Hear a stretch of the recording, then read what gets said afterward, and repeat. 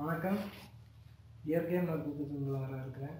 நம்ம இன்னைக்கு இந்த இயற்கை மருத்துவத்தில் பார்க்க போகிறது வந்து என்னென்னு பார்த்தீங்கன்னாக்கா, அதாவது நம்ம தினமும் யூஸ் பண்ணக்கூடிய இந்த தண்ணீருக்குள்ள இந்த தண்ணீரில் இவ்வளோ விஷயங்கள் இருக்கா அப்படின்னு நம்ம யோசிக்கிற அளவுக்கு நம்ம இன்னைக்கு இந்த டாபிக் இருக்குங்க. சரி, இப்போ வந்து நம்ம ஒரு ஊருக்கும் ஒரு வகையான தண்ணியோடைய அமைப்புகள் இருக்குது. இப்போ மதுரை எடுத்திங்கனாக்கா வைகை ஆற்று தண்ணி, அதுக்கு ஒரு விசேஷம் இருக்குது.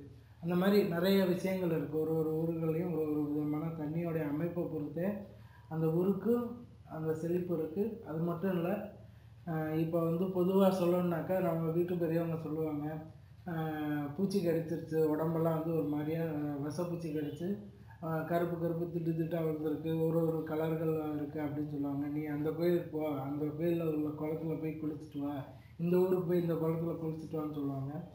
அது உண்மை தான். ஏன் அப்படின்னு பார்த்தீங்கன்னாக்கா, இப்போ தோல் நோய் சம்மந்தப்பட்ட எந்த ஒரு பிரச்சனையாக இருந்தாலுமே தாமிர சத்து கம்மியாக இருந்தால் தோல் சருமம், அதாவது சருமத்தில் பிரச்சனைகள் வரும். அப்போ ஒரு மாதம் 2 மாதம் அந்த தாமிரபரணி தண்ணியிலேயே நல்லா நீங்கள் குளிக்கிறது இந்த மாதிரி விஷயங்கள் பண்ணும்போது தோல் சம்மந்தப்பட்ட நோய்கள் தீருங்க. அதே மாதிரி நான் சொன்னேன் பார்த்தீங்களா, ஒரு ஊருக்கும் ஒரு பவர் இருக்குது. சரி, இப்போ நம்ம இன்றைக்கி டாபிக் போகலாம். நான் ஏற்கனவே சொன்ன மாதிரி தாமிரபரணி அப்படின்றது அந்த தாமிர சத்து இருக்கிறனால தாமிரபரணி அப்படின்ற அந்த பேர் வந்திருக்கு. தோல் பிரச்சனை இருக்கவங்க நீங்கள் அந்த 1 மாதம் 2 மாதம் அந்த ஊரில் போய் அந்த தண்ணி குடிச்சிட்டு நீங்கள் அந்த தண்ணியை நல்லா உடம்பு முழுவதும் நல்லா பழகுனீங்கனாக்காவே உங்களுக்கு அந்த தோல் சரும பிரச்சனை எல்லாமே சரியாயிடும் ஓரளவுக்கு. அதாவது அதுக்காக ரொம்ப டிசீஸாக இருக்கிறது இல்லை, ஒரு ஜென்ரலாக ஒரு சின்ன ப்ராப்ளம்ஸை சால்வ் பண்ணலாம். இப்போ அடுத்த இது என்னன்னு பார்த்தீங்கன்னாக்கா, இப்போ மழைநீர். இப்போ இந்த மழைநீர் எப்படின்னாக்கா, மழைநீரை சேகரித்து ஒரு வாட்டி நம்ம மழைநீரை சேகரித்தோம்னா 10 நாள் வரை அதை யூஸ் பண்ணலாம், தவறு இல்லை.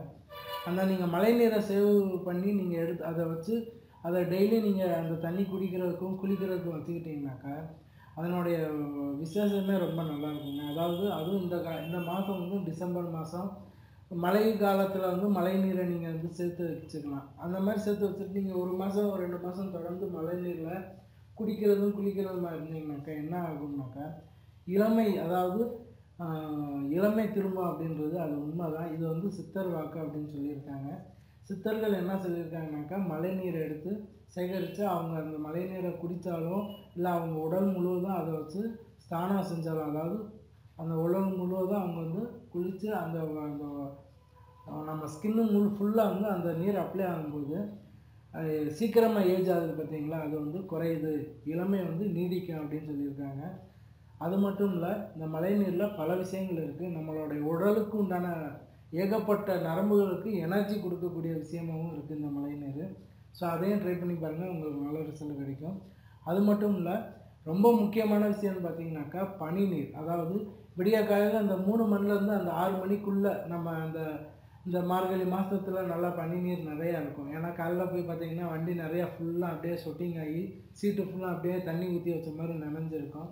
ஸோ அந்த மாதிரி இருக்கிற அந்த தண்ணியை நீங்கள் எடுத்து கொஞ்சம் கொஞ்சமாக இருந்தாலும் பரவாயில்ல, அதை நீங்கள் எடுத்து சேவ் பண்ணிவிட்டு, முக்கியமான விஷயம் என்ன அப்படின்னு பார்த்தீங்கன்னாக்கா, தண்ணியை சேவ் பண்ணுறேன்னு சொல்லிட்டு இப்போ இந்த மழை தண்ணீரை நான் சேவ் பண்ணுறேன்னு சொல்லிட்டு ஓட்டுலேருந்து விழுகிற தண்ணி, பில்டிங்லேருந்து வர்ற தண்ணியை கண்டிப்பாக யூஸ் பண்ணிடுறாங்க. அது நிறையா பின்விளைவுகள் ஆகிடும். ஏன்னா அதை எடுத்து நான் யூஸ் பண்ணேன், நீங்கள் சொன்னீங்க எனக்கு காய்ச்சல் வந்துருச்சு அப்படின்னு சொல்லிடுறாங்க.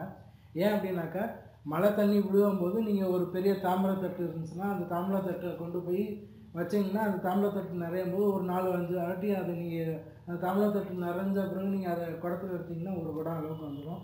ஸோ அந்த மாதிரி தான் சேவ் பண்ணணும். அதனால் பில்டிங்லேருந்து வர்ற பைப் வழியில் வர்றதை எடுத்து சேவ் பண்ணி நான் குடித்தேன்றது தவறான ஒரு இது. அதையும் நான் முக்கியமாக சொல்லணும். ஸோ அதை நீங்கள் கண்டிப்பாக நோட் பண்ணிக்கோங்க.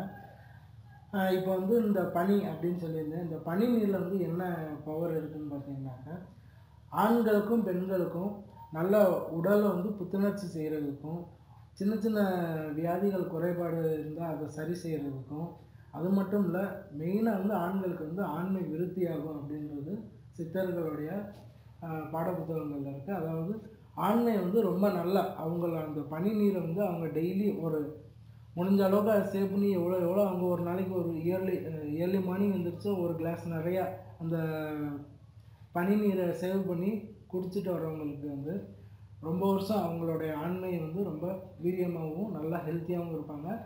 நல்லா ஹெல்த்தியான பாடியும் அவங்களுக்கு இருக்குது. ரெண்டாவது வந்து ஸ்கின் டோன் மாறுறதுக்கு ரொம்ப சான்சஸ் இருக்குது. இப்போ ரொம்ப கொஞ்சம் பிளாக்கிஸாக இருக்கவங்க அந்த தண்ணி ரெகுலராக குடிச்சிட்டு வரும்போது அவங்களுடைய ஸ்கின் டோன் கலர் மாறுது அப்படின்னு சொல்லியிருக்காங்க. ஸோ இதெல்லாம் நீங்கள் ட்ரை பண்ணி பாருங்கள், ரொம்ப நல்ல ரிசல்ட் கிடைக்கும். அதே மாதிரி ஒரு ஒரு மர இலையிலேருந்து எடுக்கப்படுற பனி நீருக்கும் ரொம்ப விசேஷம் இருக்குது. இப்போ வேப்பன மலையிலேருந்து இருக்கிற பனி நீருக்கு ஒரு வகையான வியாதிகள் குணப்படுத்தக்கூடிய விஷயங்கள் இருக்குது.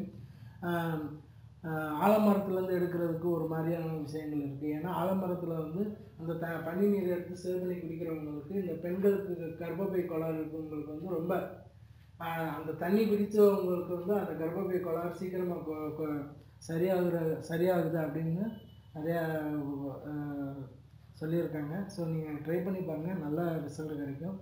இந்த மழைநீர் பனி நீர் இந்த ரெண்டுக்குமே ரொம்ப நல்ல விஷயங்கள் இருக்குது.